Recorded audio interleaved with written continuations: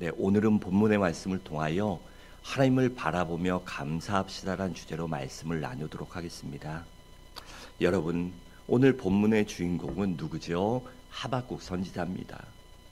그런데 그는 그의 삶의 상황, 지금 하박국 선지자가 하박국서를 쓴 그 상황은 도저히 감사할 수 없는 상황이었습니다. 그런데 그럼에도 불구하고 하박국 선지자는 하나님께 감사했습니다. 여러분, 하박국 선지자가 살던 시대는 이스라엘이 여러 가지로 사회 전반적인 모든 부분에서 어려움을 겪고 있었습니다. 주변의 신흥강국인 바벨론 제국이 그 이스라엘을 침략하려고 그 나라를 빼앗으려고 호시탐탐 노리며 여러 가지로 압박하고 괴롭히고 있었어요. 그런데도 이스라엘 백성들은 정신을 차리지 못했습니다. 여러분, 외부의 적은요, 내부를 단결시키는 요인이 됩니다. 이스라엘은 그렇지 않았어요. 그렇게 어려운 상황 속에서도 정치인들은 이 정쟁을 일삼고 온 나라에 부정부패가 만연했습니다. 또 계속되는 기근과 흉년 때문에 경제는 도탄에 빠져 있었고 사회 질서와 윤리 도덕은 아주 땅바닥에 떨어지다 못해 바닥을 쓸고 있을 정도로 그렇게 윤리 도덕적으로도 타락해 있었습니다. 또 종교적으로 타락해서 하나님 대신에 온갖 우상을 숭배했습니다. 여러분, 이스라엘이 어떤 백성입니까? 하나님이 직접 택하신 백성입니다. 하나님이 택하셔서 그들을 민족으로 만드시고 그들과 함께 하시며 하나님의 백성, 나의 백성이 되고 하나님의 백성이 되고 하나님이 그 나라를 축복해 주셔서 얼마나 강대국으로 이름을 떨쳤었습니까? 그런데 저들이 하나님을 버리자 하나님이 저들을 버려서 이렇게 어려움을 겪는데도 그들은 하나님을 찾지 않습니다. 하나님께 회개하고 돌이키고 돌아와야 하는데 그러지 않고 온갖 우상들에게 머리를 숙이며 세상 것에 빠져서 그렇게 살아가고 있었습니다. 그런 상황 속에서 하나님의 선지자들이, 주의 종들이 위기라고 외치며 하나님께 돌아오라고 호소했지만 그 어느 누구 하나 선지자들의 절규를 귀담아 듣지 않았습니다. 왕은 물론이고 정치인들 뿐만 아니라 모든 백성들마저, 거의 모든 백성들도 주의 종의 말을 듣지 않습니다. 오히려 주의 종들이, 선지자들이 그렇게 하나님께 돌아와라, 하나님이 징계하셨다라고 그렇게 외치면 오히려 그들을 협박하고 왜 국민을 불안하게 하냐, 왜 나라를 불편하게 하냐, 왜 너희 쓸데없는 말 하냐라고 협박하며 조롱하며 그들을 신변의 위해를 가하기도 했습니다. 때로는 선지자를 죽이기도 했고요, 때로는 선지자들을 매질하고 옥에 가두는 일이 비일비재했습니다. 그러니 이보다 더 절망적인 상황이 어디 있겠습니까? 하박국 선지자는 이런 나라의 상황을 보며 이러면 이 나라가 미래가 없는데, 이 나라가 얼마나 더 하나님의 징계를 받아야 정신 차릴까, 그 상황을 생각하며 너무나도 가슴이 괴로워서 견딜 수가 없습니다. 그래서 16절에서 이렇게 고백합니다. 내가 들었으므로 내 창자가 흔들렸고 그 목소리로 말미암아 내 입술이 떨렸도다. 무리가 우리를 치러 올라가는 환난 날을 내가 기다림으로 썩이는 것이 내 뼈에 들어왔으며 내 몸은 내 처소에서 떨리는도다 라고 했습니다. 여러분들이라면, 아니 누구라도 이러한 상황 속에서 감사가 나올 수 있겠습니까? 불평하고 원망하지만 않아도 다행 아닙니까? 그런데 하박국 선지자는 이런 어려운 상황 속에서도 하나님께 감사했습니다. 그리고 이런 감사가 진실된 감사이고 하나님의 마음을 감동시키는 감사입니다. 우리가 감사할 것 있을 때 감사할 수 있습니다.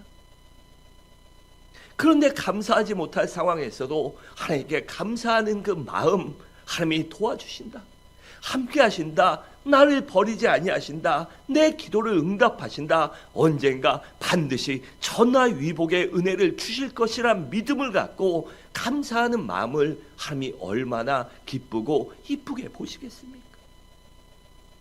그래서 하박국 선지자는 그런 믿음을 갖고 하나님께 감사했던 것입니다.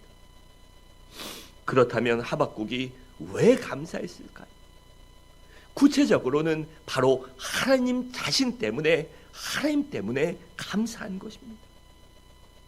그러니까 환경은 도저히 감사할 수 없지만 하나님을 바라보며 감사했던 것입니다.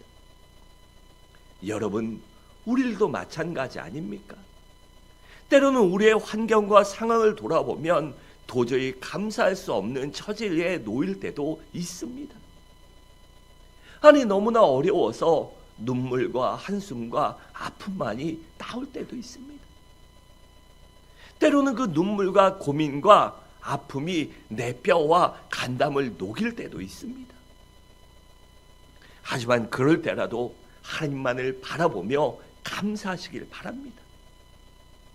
그럴 때 하는 감사가 진짜 감사이며, 그럴 때 하는 감사가 하나님의 마음을 움직일 수 있는 진정한 감사이기 때문입니다. 그렇다면 왜 우리들이 하나님을 바라보며 감사해야 할까요? 첫째로는 하나님을 찾게 하심을 인하여 우리가 먼저 감사해야 합니다. 여러분, 1절은 이렇게 고백합니다.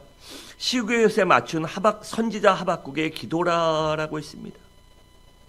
여러분, 하박국 선지자가 언제 하나님을 간절히 찾아 기도한지 아십니까?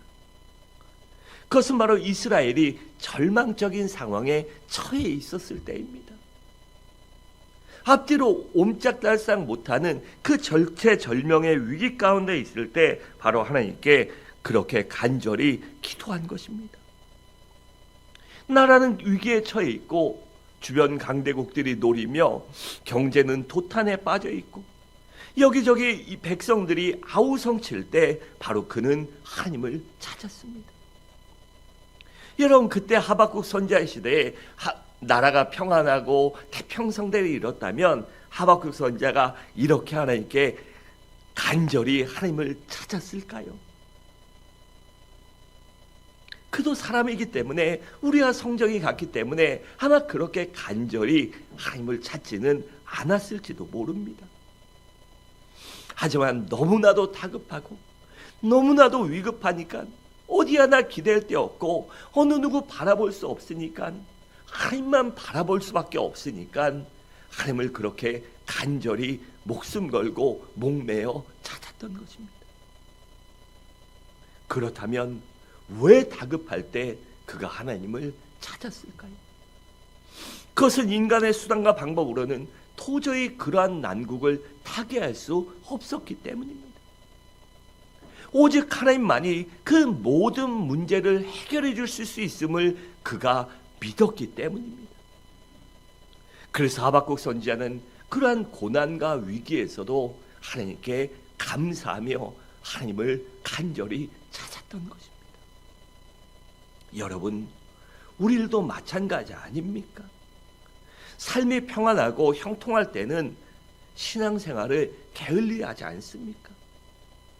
아무리 죄종이 하나님을 찾자고 외쳐도 그 소리가 와닿지 않을 때가 많지 않습니까? 혹은 어떤 분들은 목사님은 주의 종이니까 그런 말 하지, 목사님이 열심히 찾아주면 되지, 우리는 그냥 예배 드리고 그냥 이렇게만 하면 돼, 이렇게 생각하는 분도 있을 것입니다. 또 어떨 때는 바쁘다고 이 핑계 저 핑계 대며 하나님을 열심히 찾지 않을 때도 있지 않습니까? 그러다가 어떤 문제나 위급한 일이 생기면 그제서야 정신을 차리고 하나님을 찾지 않습니까? 여러분, 그렇다면 고난당할 때 하나님을 열심히 찾는 것이 왜 축복이고 왜 감사한 일일까요? 아니, 고난 없애주면 되지, 그런 거 아예 주시지 말지, 왜 고난 주고 아프게 하고 힘들게 하고 전지전능한 하나님이 왜 그렇게 우리를 마음을 녹이고 뼈를 녹이고 왜 그러면서 왜 그게 감사한 일이냐는 것입니다. 그것은 바로 하나님을 만나면 모든 문제가 해결될 뿐 아니라 오히려 전화위복이 되기 때문입니다. 여러분, 우리가 환난 당할 때 하나님을 찾으면 우리의 신앙도 성숙해지고 인격도 성숙해집니다. 여러분, 온실 속의 화초를 보십시오. 온실 속에 눈 화초들은요, 밖에 내두면 얼마 안 가 대다수 죽습니다. 그런데 밖에서 어려운 환경도 맞고 좀 물도 들 먹어보고 그러면요, 건강한 것입니다. 유튜브에서 어떤 농부가 하는 이야기를 들었어요. 그분이 그러더라고요. 요새 왜 과일이 점점 더 열매들이 이 종자개량도 하고 하는데 왜 점점 안 좋아지고 왜 점점 더 많은 비료나 농약 쳐야 되는지 아냐? 그러면서 그분의 지론을 얘기해요. 맞는지 틀린지 모르겠습니다. 너무 잘 줘서 그렇답니다. 너무 잘 주면 이 식물들이 번성하고 이 후손을 남길 생각을 안 하기 때문에 평안하니까 그 열매도 대충대충 맺는다고 해요. 그래서 자기는 잡초도 이 포도하는 분인데 잡초도 그냥 대충 내버려 두고 깨끗이 안 하고 잡초도 그냥 너무 크지 않으면 내버려 두고 약도 별로 안 친대요. 그리고 비료도 많이 안 준다고 합니다. 그랬더니 한 2, 3년 지나니까 이 포도들이 이 씨를 남기고 종자를 해야 번성하잖아요.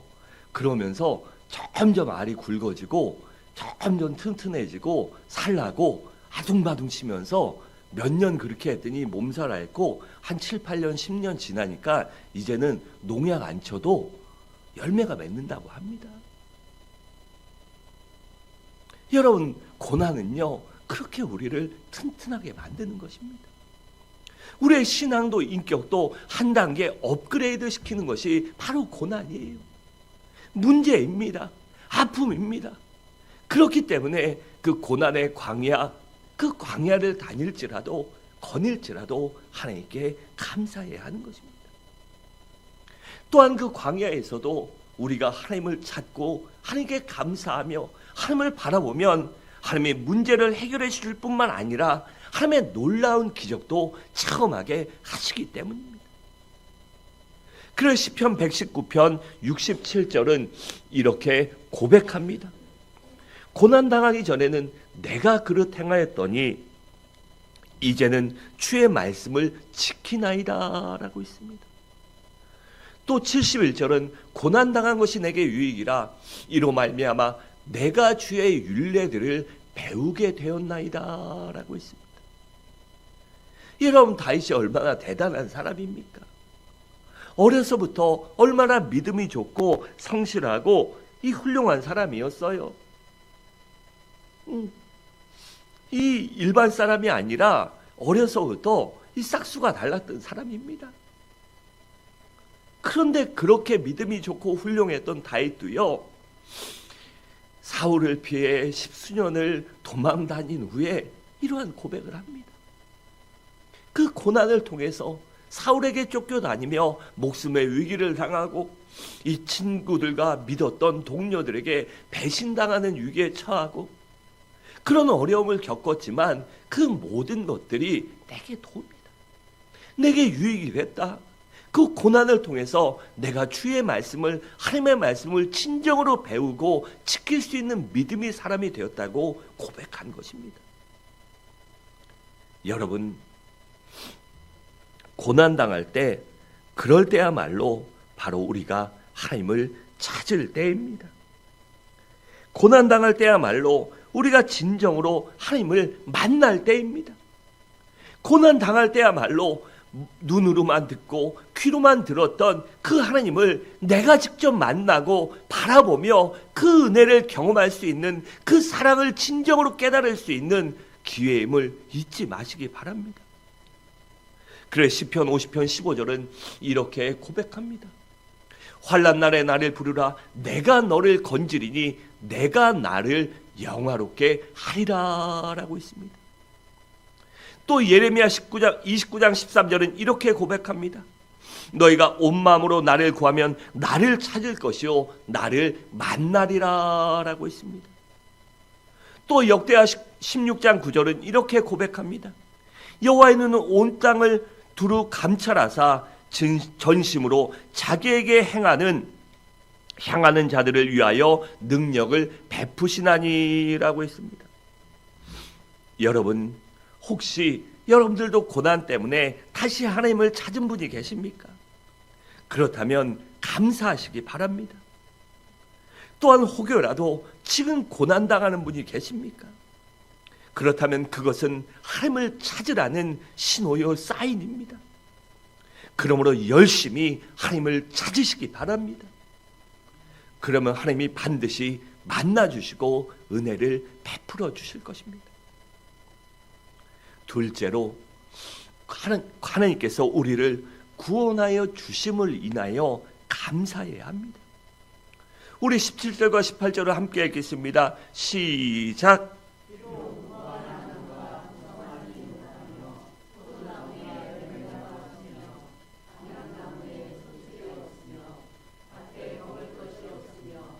우리의 양이 없으며 외양간에 소가 없을지라도 나는 여호와로 하나님으로 말미암아 기뻐하리로라. 아멘. 여러분, 지금 하박국 선지자의 형편을 한번 생각해 보세요. 너무나도 절망적인 상황이지 어디 감사할 수 있는 상황입니까? 그런데 하박국 선지자는 그럼에도 불구하고 하나님께 감사했습니다. 그 이유가 무엇일까요? 바로 전지전능한 하나님, 나의 아버지 하나님께서 나를 어려운 형편에서 건져주시고 다시 부욕해 주실 것을 믿었기 때문입니다. 그래서 하나님께 감사한 것입니다. 또한 하나님께서 바벨론 제국으로부터 이 나라를 구원해 주실 것도 믿고 감사한 것입니다.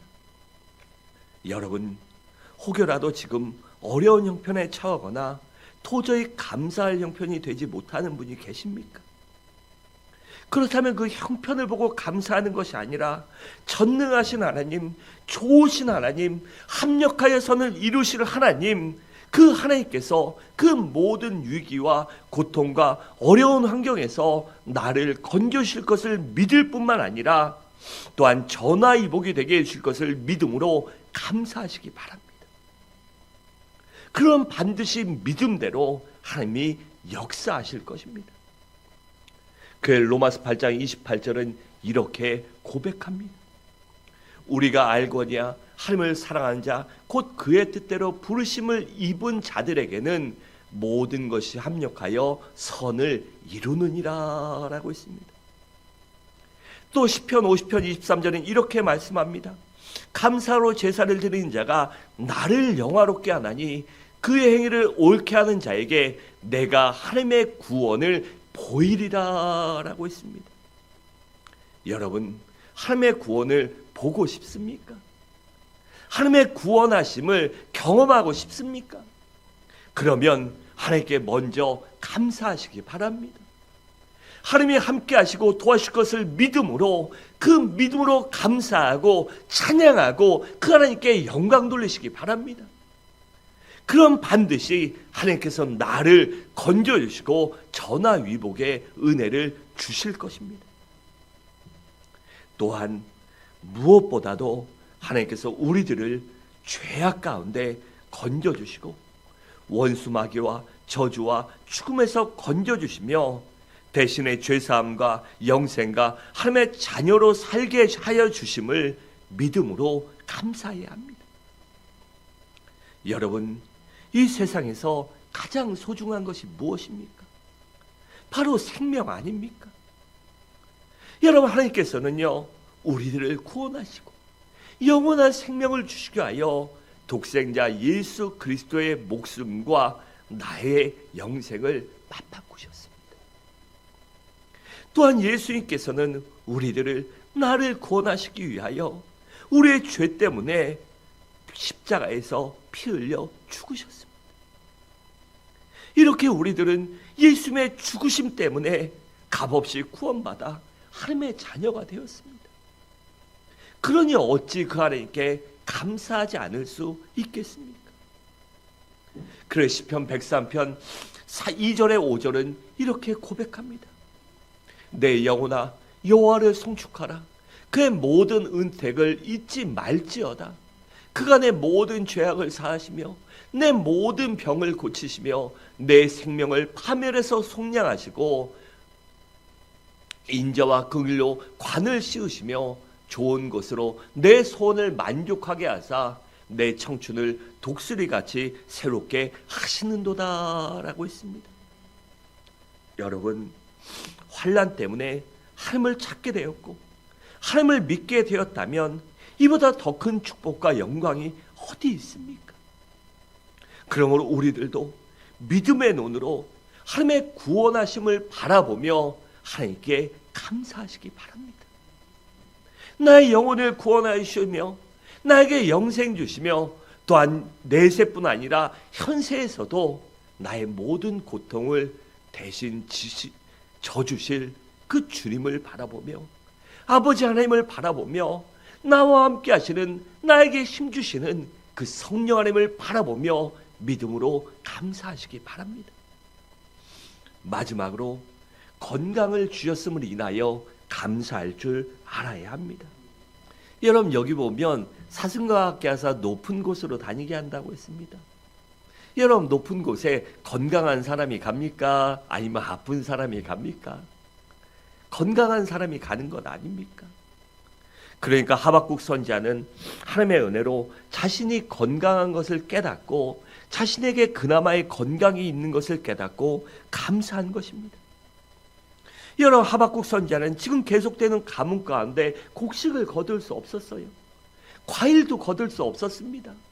그러니 먹을 것이 있겠습니까? 그러니 사람 먹을 게 없는데 짐승 먹을 게 있겠습니까? 짐승도 먹어야 젖을 짜고요, 새끼를 치고 그래야 짐승도 잡아먹지 않습니까? 그런데 몇 년 동안 기근이 들어서 사람 먹을 것도 없다 보니 짐승도 다 잡아먹고 이제는 먹을 것이 없었습니다. 그래서 처음에는 화가 나기도 하고 하나님을 향하여 원망하기도 해보았습니다. 그리고 절망도 해봤습니다. 사실 앞으로 살아갈 것을 생각하니 너무나도 막막했어요. 그런데 가만히 곰곰이 생각해 봤더니 그래도 자신에게 남은 것이 하나 있었어요. 그것은 바로 그나마 건강한 몸이었습니다. 일할 수 있는 몸이었어요.